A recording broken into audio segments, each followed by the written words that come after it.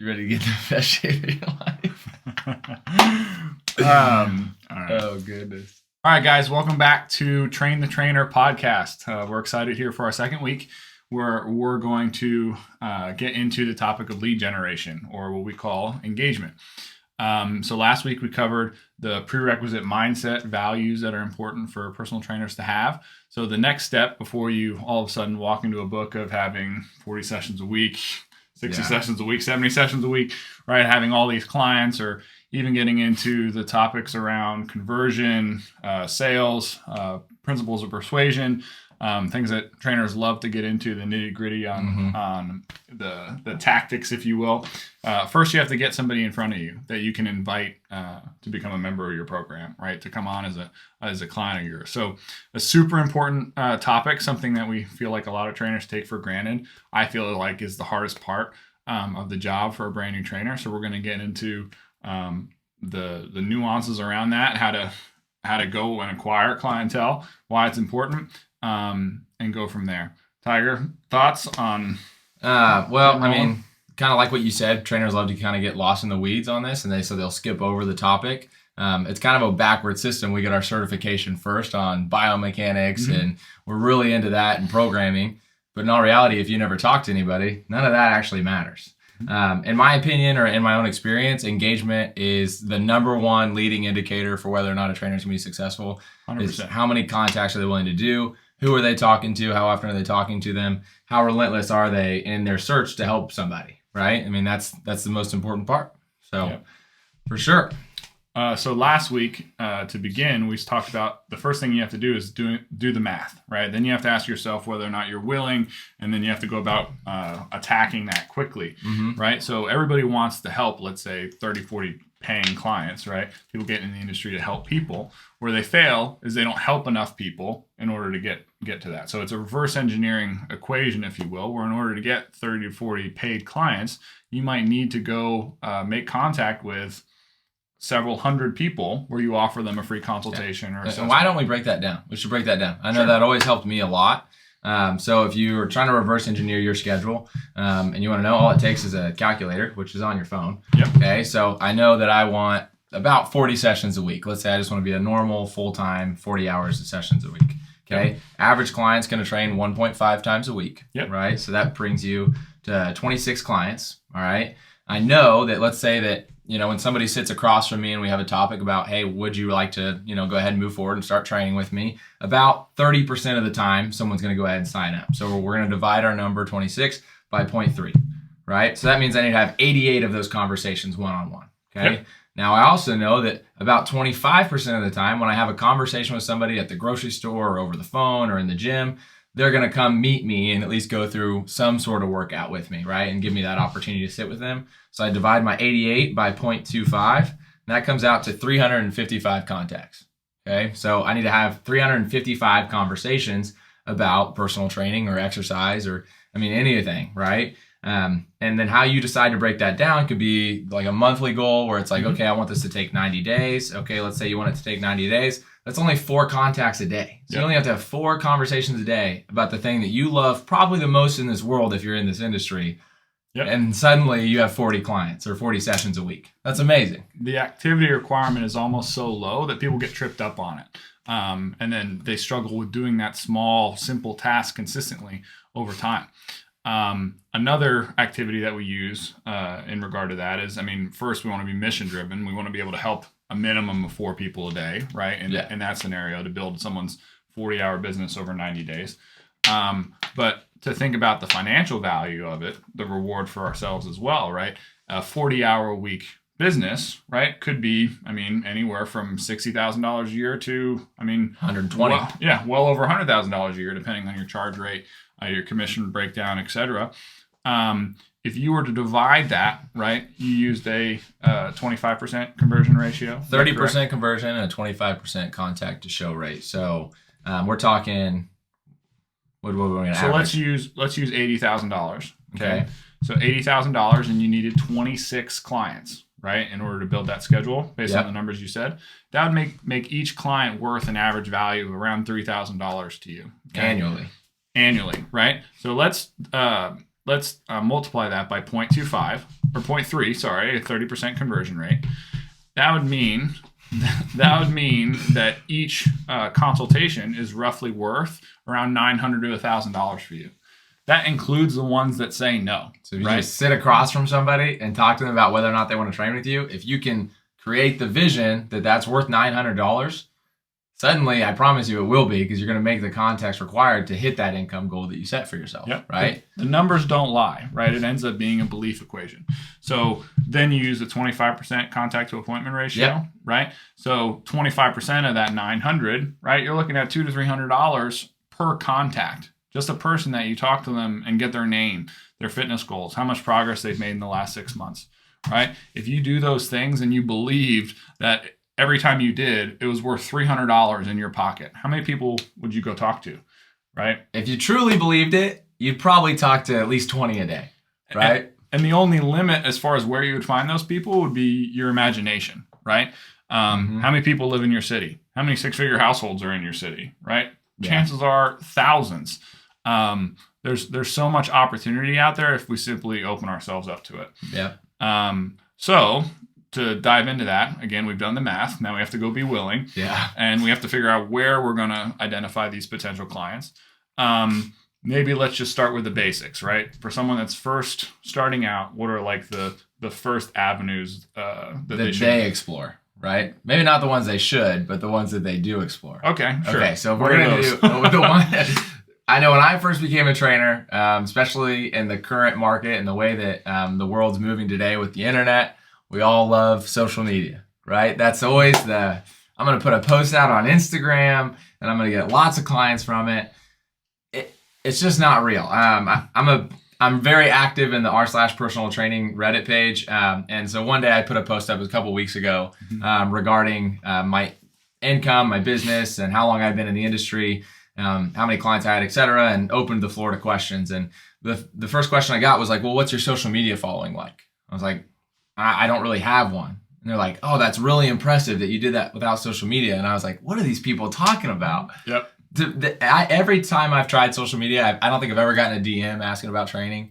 It doesn't work. Yep. Unless you have a massive following already, odds are it's not really going to turn out for you. And not to mention the lead generation from that's usually relatively low quality. I would say early on. Now, I will say, just because I know where some of your clients have came over time, it is a good, there's good social proof through social media. So like if you have someone that they may have met you on the floor, or maybe you've been doing it for a while where you have a good hallway reputation in your community, you may get somebody that like looks you up on social media, and that might be where they reach out, or where they check whether or not they think that what they've heard is true. Right. So they're just going to confirm anything they've heard in the past. And then that social media, right? I'm going to give props to you, Tiger, how you curate yours, right? Where you have a lot of client testimonials on there, right? A lot of client success stories. So when you have somebody go and check out your social media, right? Someone that you've met in person, it's almost like a testimonial, if you will. Yeah. And it confirms what hopefully they're already thinking, you know? So that's really good. I think if you're going to be really into social media, I think Facebook might be a slightly better route, truthfully, in terms of, the type of people that you're going to maybe attract from that. But we can move on to maybe social media. Social media, the first one. Not great early on, maybe better down the road. Could be really good, depending, right? Yep. The market would change a lot, too. If you're a trainer that's sought after, as opposed to a trainer that's seeking. If you're seeking business, probably social media isn't a super fruitful. Isn't going to be massive, right? So what are some other ones that maybe you thought of that trainers start with that maybe aren't all that fruitful? I think people start... That's a good question. I feel like that's the only one that social media is really the bad one. Fair enough. I think everything else is truly worthwhile. I'll tell you which one I think new trainers skip over the most that they shouldn't is the everywhere idea, right? So me and my fiance, we went to dinner the other day and I had my PT jacket on. I try to always wear some sort of Genesis gear so that everyone knows that I'm a trainer. And I made a lap to the bathroom and I made sure to take a different way back on the way back to my table. And she's like, why did you take a different way back? You took the long way. I'm like, well, I want to see every single person in here. Because why not? It takes 20 seconds, 10 seconds. And me just making that walk around, if they see me, they might say hi. They might make contact with me. I might see somebody I know and they're going to see that I work there. I think that's one where I've had a few clients out of just meeting them out in public and then bringing them into the gym later on. And I think new trainers forget that that's a thing. They're like, you can just always be prospecting or always be looking for somebody to help because they're in our community. They're around us all the time. For sure, right? There's, again, the only limit on all of this is going to be your imagination. So that's a really good one. Especially if, I mean, you're a naturally more outgoing person, right? You're more of an extrovert. You can find clients anywhere, right? Not just within the walls of your building. Okay? Yeah. And if you're running like a studio, then that might be really your only chances, like certain social events, if there's fitness events in your community. I know we do like, what's it called with the river? The River Festival, stuff like that. I mean, different community events like that where you get to meet people are always going to be good routes, especially if you're running like a private studio. For sure, right? I mean, engagement. Now, I will say that might be somewhat of a long play too, right? As far as the total quantity of leads that you can bring in. So maybe, Tiger, when you first started, let's say like first 90 days, where did you get the largest like quantity of opportunities that you were able to invite in for a consultation? The highest quantity was, I mean, primarily through phone calls. In terms of just numbers where it's like, where are the most people that I can reach out to today that are somewhat interested in this, right? Maybe calling who specifically? Members. And members that aren't using the gym, members that are already signed up to use the gym. So we know that there's interest, but when we go check how often they're coming in, it's non-existent or minimal. Yep. Right? I think those a lot of times are going to be some of your best ones because they wouldn't have signed up for a gym membership if they planned on not getting fit. It doesn't make sense to sign up if you don't plan on using the gym. For sure. Right? So those are the best ones. They also need the most help usually. Yep. Okay? Because they're already somewhat invested and they're just not coming. Yeah. So you have your new members, right? Your brand new members that invested their hopes and dreams with you as far as wanting to get started at the club. They haven't necessarily made a decision of how they're going to get in shape. They've just made the decision that they want to get in shape. Very different things. And we'll talk about that when we get into conversion. But you have your brand new members. You have your members that have joined, right? Thought they were going to try it on their own and have since fallen off, right? And hopefully you can catch them before they start becoming a donator, right? And then cancel and become an issue, become a problem.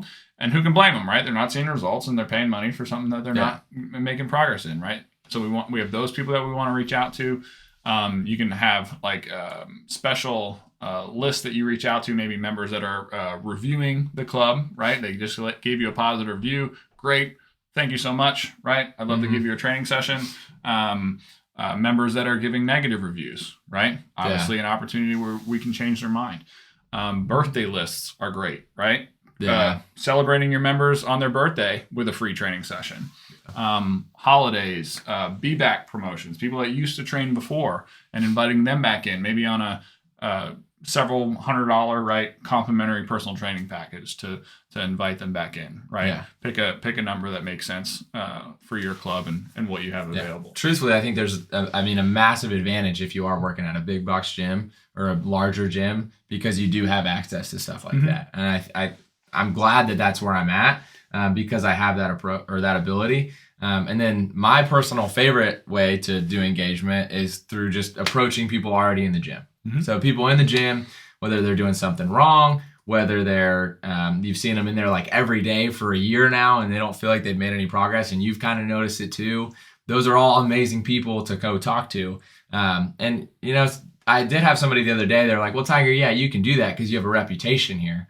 And I was like, that's not real at all. And so I have a couple stories. So my third client ever was a kid that I met in the locker room, and he was flexing in the mirror, you know, and I went up and I was like, hey, dude, come on now. If you're going to flex in the mirror, you got to make sure that like you're flexing your tricep too. You need to supinate the wrist. Like you're missing out on like a couple half extra inches. If you're going to take a selfie for your girlfriend, like you better look good.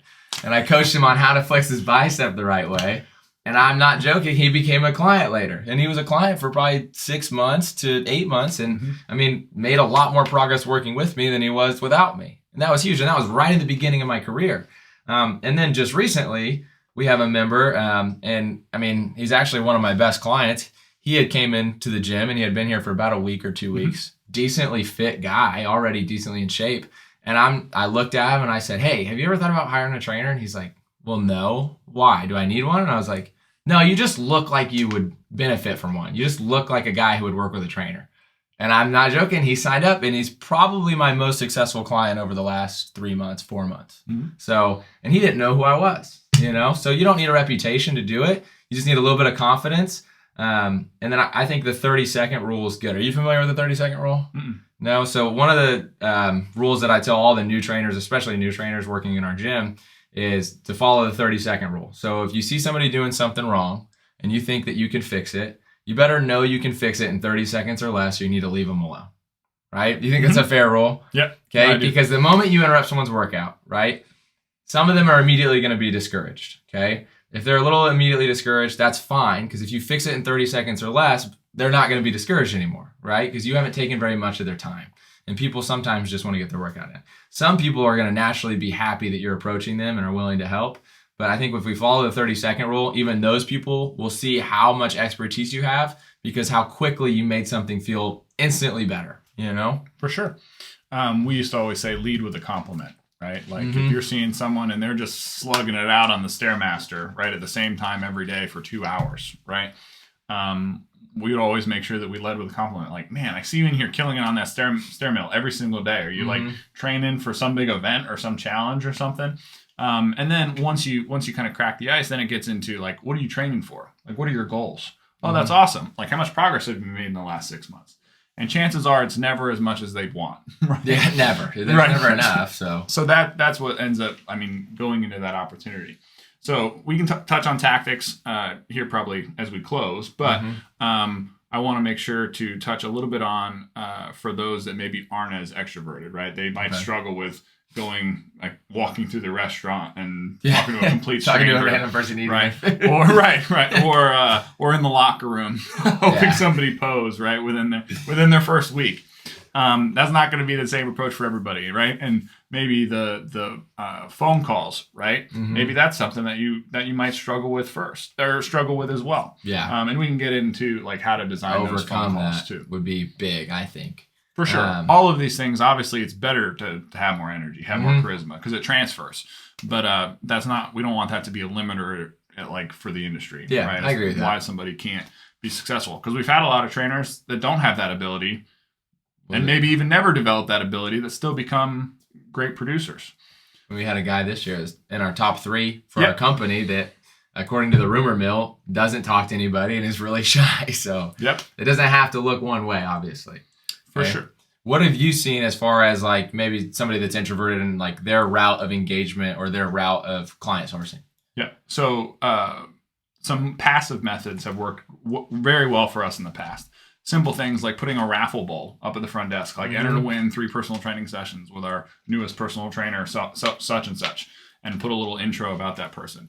People love the opportunity to win something for free, but they're also already opening themselves up to the idea that like, I'm okay winning this. I'm okay working with a personal trainer. Our conversion rates with those are extremely high. I remember we had a trainer do a Mother's Day raffle, enter to win 3 personal training sessions for your mom. And I think we had 15 people enter, and I think this trainer got 12 new clients out of that in a week. It was amazing. Crazy. Because everybody she called, right? She didn't even pick one grand prize winner, right? She could have. I'm like, pick one person to win 3, but offer all of them a free session. We had them put their name, their fitness goal, and their contact info. So, hey, Mrs. Jones, thanks for entering a Mother's Day raffle. Unfortunately, you didn't win our grand prize, but I saw you put on here that you wanted to give a session to your mom, and she has the goal of weight loss, right? XYZ. I opened up a couple extra spots on my schedule because I really want to make sure that I can take care of people. So, all right, like I said, passive methods. Yeah, she got 11 new clients from that, and it worked out awesome. Other simple things like in your first week, right, or maybe like the first week of a month, like I'm opening up slots, and you put a try trainer sign up sheet up front. You pick like 3 to 4 time slots on 3 or 4 different days. You have a couple already marked off with clients that you may already have, so no one has to be the first one to put their name down. And just put those up on a whiteboard or on a sign-up sheet up front. Yep. Great opportunity for someone that hasn't worked with a lot of people to be out seen on the floor training individuals, right? Training staff, getting out on the floor and just being seen training to help build confidence. That one's always worked well. Bring in friends and family. etc. Those have really worked for some of our people that are a little bit more passive. Mm-hmm. And then in making phone calls, I'd say the answer rate from when I first started in this industry to now is significantly less. So I've actually seen more passive trainers a little bit more keen on it because they know that person's probably not going to answer, and then they can follow up with a text. Mm-hmm. So they retain the professionalism of first making the phone call, and then when they follow up with the text, right, they typically get a slightly higher answer rate. Now, I know you mentioned the phone call piece, how to overcome that, and I know you just worked with some individuals on that. So you want to share that story, or? Yeah. So personally, I think that texting first is a massive disservice to the people in your community. 100% agree. I think if you want to be a professional and you truly care about people, you're going to get over whatever sort of resentment you have towards making a phone call, and you're going to make the phone call, right? And you only get better at it by practicing the phone calls. So I didn't like phone calls at first. One, I thought they were boring, and two, I just was nervous to talk to people about this that I'd never talked to before. But what we've seen, and I saw it with a new trainer the other day that I was working with, she had sent this guy a real long text offering some free sessions over to him, saying that he's a new member in the club, congratulations, and introducing herself. And she had been left on red, and it had been about 6 days, right? And I was like, well, why don't you call this guy? Like, why did we just text him? And she was like, I just don't do calls. I was like, wait, you can't physically, like your phone doesn't call, or like you personally decided, like, and she's like, I just don't like him. I'm like, okay, so you don't like doing calls. It's not that you can't do them. I'm like, why don't you like them? And she's like, well, I'm just nervous. I'm like, okay, well, let's call this guy. Let's see what happens, right? And granted, I did get pretty lucky that this guy answers the phone. It was the first guy. And so I call the guy, and I just put it on speaker, and she's like, this is crazy. I can't believe we're doing this. And I'm like, okay. And so whatever. This is our job. Normal. Yeah. And so I put it on speaker. And before I can really start asking this guy questions, I introduce myself, say who I am, and just say, how's it been going with the gym, right? Mm-hmm. And he starts off, and he's got a pretty passive tone to his voice, and he starts telling me about how, with the holidays, he's been busy, and he hadn't been able to really come in, and he kind of just keeps going, and then he rolls into, actually, it has nothing to do with the holidays. And I didn't even say anything. He just kept talking. He goes, it really has nothing to do with the holidays. I've never worked out before. I'm really scared. I'm terrified of going to the gym and doing things wrong, and like people making fun of me. And like, I hadn't even said a word yet. And this guy's telling me all this. And I'm like, I'm looking at her, and like her eyes are like getting watery, right? Cause it's sad. Like, not sad in the aspect that it's like, that guy should be a man, but sad as in like, because we didn't call this guy the first time, he possibly just never would have used the gym. And it meant that much to him that he was willing to give me all that information and share that insecurity with me, that it must be something that really bothers him.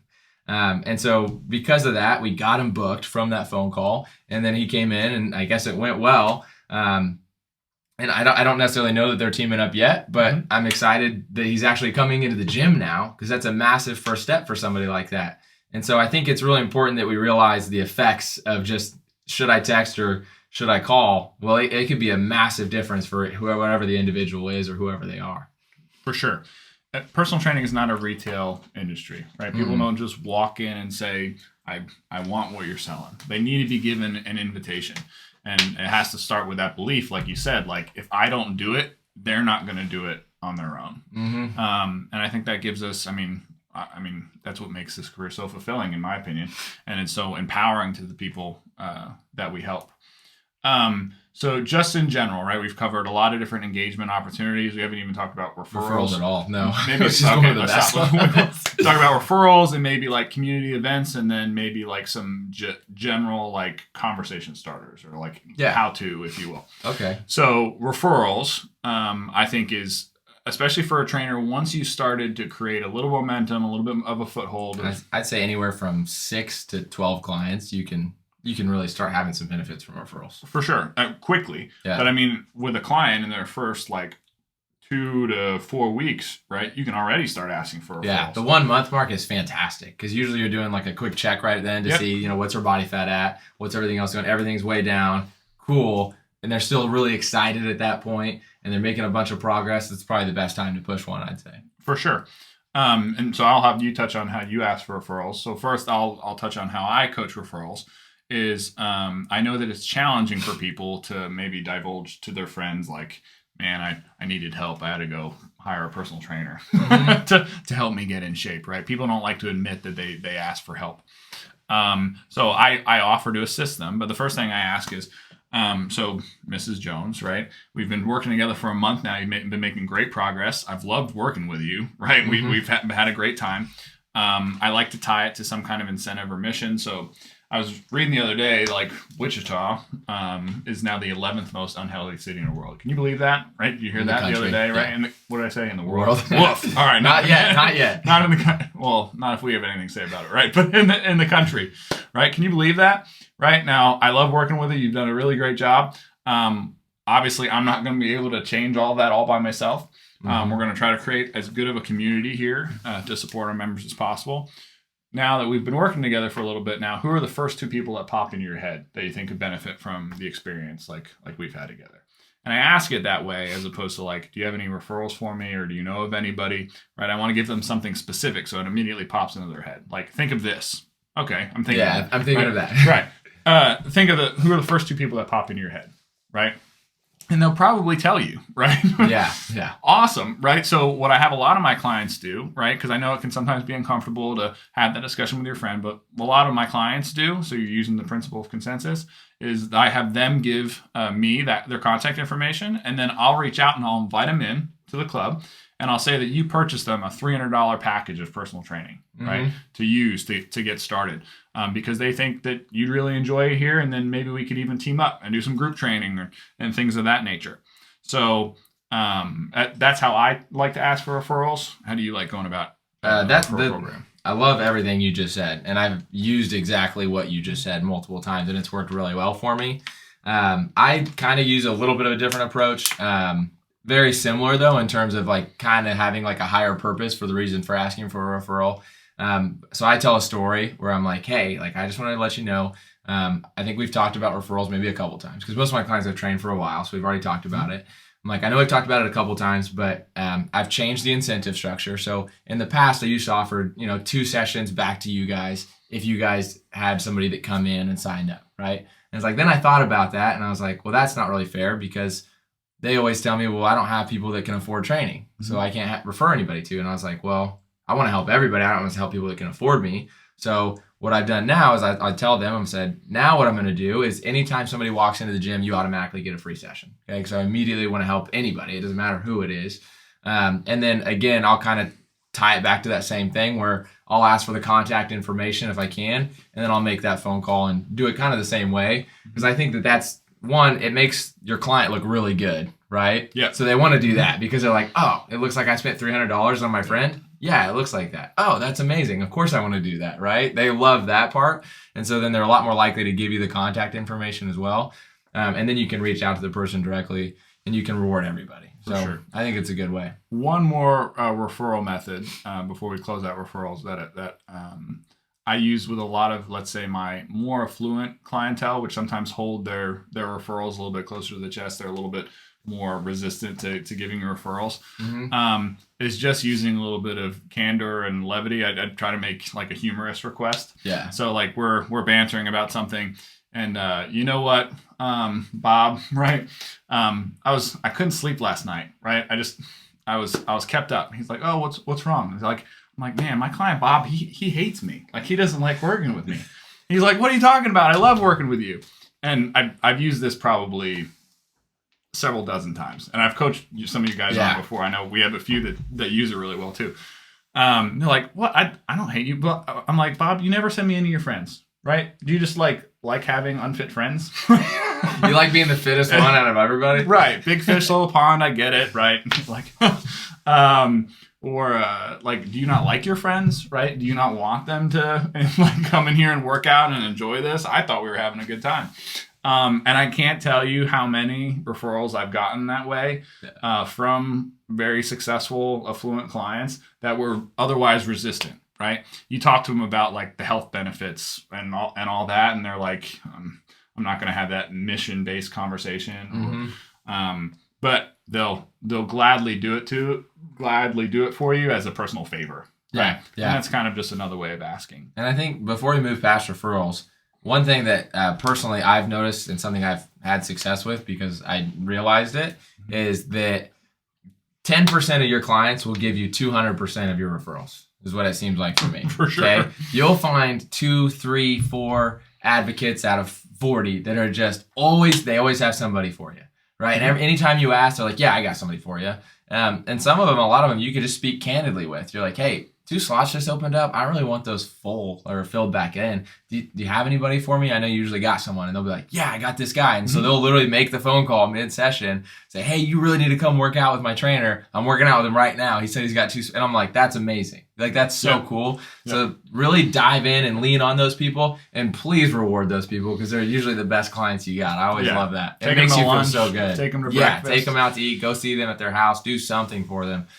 Because they are really the people that help move the needle as far as, changing a city like Wichita. Having somebody that does that. For sure. And then you end up like with a group of clientele that are all your best buddies. Right? Yeah, they all know each other. They hold each other accountable. It works way better too because they know all the people that train with you too. Right. My daughter has probably like a dozen adoptive grandparents that are all clients of mine. When we threw our baby shower, we had like 10 women that are all clients of mine. Right. Yeah. I mean, they've now become friends of my wife too, but like they were clients. And then now if you've engaged a group, no one ever leaves either, right? Yeah, they're like community tight with each other. Yeah. So they never leave the gym in general. They're always working out. They don't slack on their workouts. And then they're always training alongside you as well. I don't even need to give them grief about not coming in and working out because they'll give each other. Yeah, the group chat will do it for you. So you're good to go. For doing that.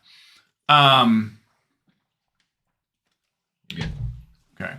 So now I want to get into maybe the tactics of like that first phone call. Right, or that first invite, right? What does that look like? Okay, so let's get into that. Okay, I've said it before, and I'm going to say it again. I think the biggest issue always is got to be people don't look for a problem first or identify the problem. Yep. And so I think when you're doing your engagement, regardless of whether it's a phone call, whether it's talking to somebody in person when you're out at the grocery store, or if it's a cold approach in the gym, is typically you can find some sort of problem. And then you can directly assess that problem or give like a diagnosis or some sort of explanation as to how they can solve the problem. And usually you can tie that solution back to you. Okay, so if you're really looking to get somebody in through the phone, you don't want to call and say, hey, I want to offer you 3 free training sessions right away. You want to ask them, what's your experience been like? What progress have you been making? Are you enjoying the gym? I saw you only coming in 3 days a week. What's your program look like?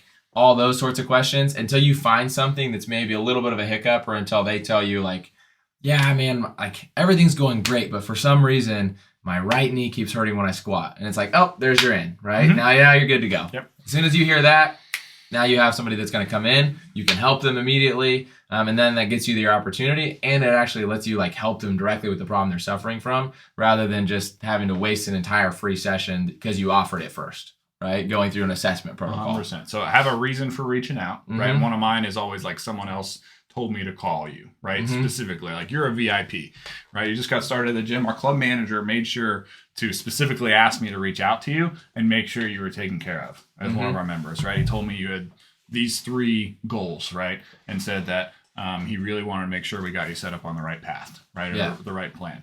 That immediately kind of breaks the ice because then you're not some person just cold calling them, right? You're calling them for a specific reason.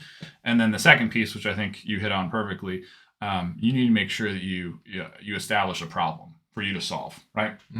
We're not just like shotgun method personal training sessions, right? You want a free session? Do you want a free session? Do you want a free session? Right? Like Oprah. It's not going to give us the reception that we want to make the type of appointment booking that's going to empower that person. I think it makes you look arrogant too. Like I think personally, like when you approach it with like, oh, you get a free session, I think people will read that as like, why are you saying I need a free training session? Yep. And then it creates a massive disconnect where again, you're never going to get to actually help that person. For sure. It changes the paradigm a little bit where the call is a customer service call first, and then the offer just comes up because of the conversation. Yeah. As opposed to like, hey, you have 4 free personal training sessions. You want them or not, or to your point, like we know you need them. Yeah, we know you need. So it comes down to that same like old adage, and if you haven't heard this yet and you're new to the industry, you'll hear it soon. People don't care how much you know until they know how much you care. Okay, so the first step is you make sure that they know that you care. Okay, Has to be obvious. Yep. Check in on their usage, check in on their results, check in on their progress, etc. Those, I mean, that's kind of the appointment framework that we follow, and gives us a really good contact to appointment rate. So if you're following up, right, that's the template for the phone call, right? And even a floor approach is going to be similar. Could be very similar. Yep. Leading with a reason or a compliment, like I said. The acronym that we used to use was name, aim, progress. Take your naps at the gym.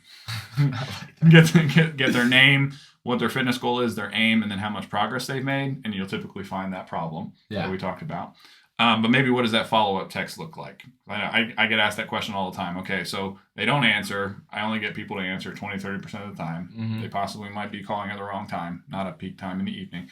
But what does that follow-up text get? Because some people, they'll send out hundreds of texts, get no responses, and then I feel like we send out a follow-up text and we hear back. I always hear back. At a large percentage of the time. So my personal favorite and the route I always go, because I like to keep the energy a little bit high, is if somebody doesn't answer my phone call, and let's say that I'm checking through and their member usage is low. So let's say they're not coming into the gym. I'm going to send them a text that says something like, hey, this is Tiger calling for the second time, if it is the second time, or calling, and I'm not going to stop calling until I see that you came into the gym, right? And it'll just be something like that. And I'll put like LOL and an exclamation point at the end, right? So I make it a little bit less formal. And I'm like, just saying, I'm going to be relentless about making sure that you use our gym over and over and over again. And people tend to respond to that, either laughing or something. And then I can be like, okay, seriously, when are you coming in next? You know? And I think that's good because once they've replied, they're a lot more likely to continue replying. Yep. That's a good way of asking, like, when can they come in for the appointment? Instead of asking open-ended like that, is like, when are you coming into the gym next, right? When was your next workout? A lot of times people will give that objection, like, I don't know when I'm working out next, right? As a response. But if you ask that question cleverly, like you did, right? Like, when were you going to be in the gym next, right? There's no way that you just joined the gym and had no intention of using it. Exactly. Well, when are you planning on coming in? You're going to be here tomorrow or the next day. We get that objection all the time from other people, but that's not something that we typically run into. So my follow-up text is similar to the phone call, where I always give them a reason that someone else personally asked me to reach out to them as a VIP. I'll do the same thing. I'll say something like, hey, I saw you're new in our club, or I was checking over and we're seeing which members aren't coming in. Something like that. I usually give some sort of reason. Yep. And then my next one is like, where are you going to be in the club today or tomorrow? Right? Assuming that they're going to come in and work out, right? When in reality, we know that a very small percentage of them were actually going to come in and work out unless we saved them and got them in. And I get a very high response rate, right? Keeping it very short, referencing that I just called, right? Hey, like I just gave you a ring, right? I just gave you a phone call. I don't leave voicemails. I think they're a waste of time. And then I get the high response rate on the phone call, still retaining the professional. If they're like over 60, I'll leave a voicemail. Anybody over like 65, I usually leave a voicemail. Yeah. I don't feel like I got as many responses from text. I call 3 times and then I leave the voicemail. There you go. I'm never on the first call. I should have clarified. That's I should start using that too. That makes sense. So last piece, community outreach. Again, something that may not be something that you do early on, but big events, let's say, has been where we've seen the biggest jumps in our business club-wide.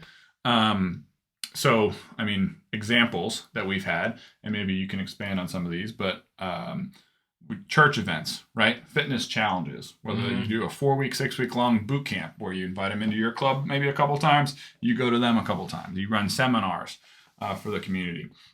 As an example, we had one at one of our clubs in Wichita where we had over 300 participants coming to 3 boot camps a week at our club. Did it for 4 weeks, completely free for them.